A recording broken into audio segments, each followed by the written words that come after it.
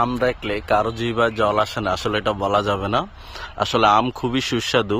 তবে ছোটবেলায় আমরা একটা গল্প শুনে আসছিলাম যে আমের বিয়ের আগে মানে বিবাহ বলতে আমরা বলতে পয়লা বৈশাখ বলতে বোঝানো হয়। পয়লা বৈশাখের আগে আম খেলে নাকি সে আমের ভিতরে যে বীজ আছে সেটা খেলে নাকি আদৌ আমরা মারা যাব।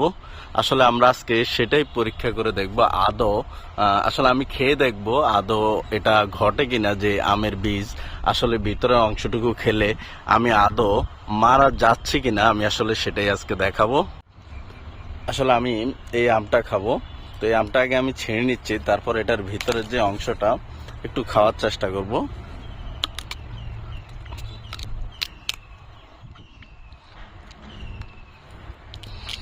আসলে ভিতরের এই অংশটা মানে যেটাকে বলা হয় বিষ, আসলে এটা খেলে নাকি মানুষ মারা যায়। আমি আসলে সেটা পরীক্ষা করে দেখবো আসলে আমি মারা যাচ্ছি কিনা বা কি হয়, আসলে এটা সম্পর্কে জানাবো।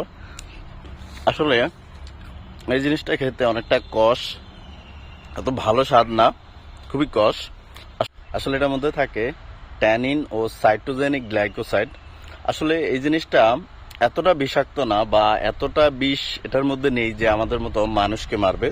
আসলে এটা যেই পরিমাণ বীজ বহন করে এটা আসলে তেমন একটা আমাদের ক্ষতি করবে না, তবে আমাদের ফ্যাটে হয়তো একটু বদহজম হবে,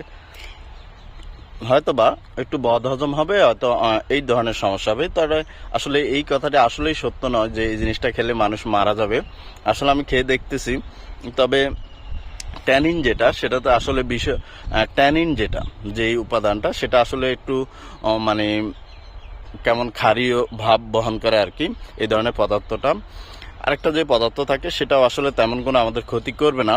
আসলে আমি এই জিনিসটা খেয়ে এই জন্যই দেখাচ্ছি যে আসলে যে আমাদের লোকমুখে যে কথাটা আসলে সেটা সত্য প্রমাণ করার জন্য। তবে হ্যাঁ, এই জিনিসটা বেশি খাইলে হয়তো একটু পেটে বেশি বদহজম হবে, যেটা হয়তো শরীরের জন্য একটু ক্ষতিকারক দিক হবে।